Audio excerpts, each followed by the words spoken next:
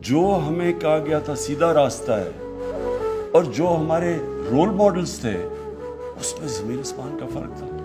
تو جن لوگوں کو ہم سمجھتے تھے ہمارے رول ماڈلز تھے ان میں سے بہت زیادہ کو میں نے اپنی زندگی میں دیکھا اپنی تباہی کے راستے پہ جاتے ہوئے. جس کو گلیمرس راستہ اور سمجھتے تھے اصل میں تب آہستہ سمجھ آئی کہ جب آپ مانگتے ہیں یہ دو راستے ہیں.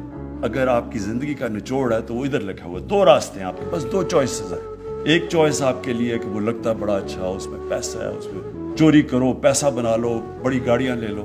لیکن کیا وہ آپ کی خوشی کا راستہ ہے یا وہ آپ کی تباہی کا راستہ ہے؟ اور بڑی لیٹ میں نے اپنی زندگی میں نبی صلی اللہ علیہ وسلم کی زندگی کو اسٹڈی کیا.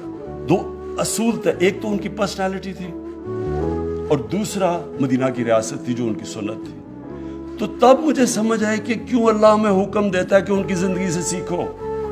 کیونکہ اگر آپ ان کی زندگی سے سیکھیں گے تو وہ آپ کی عظمت کا راستہ ہے. وہی دو راستے ہیں, ایک تباہی کا راستہ, ایک عظمت کا راستہ ہے.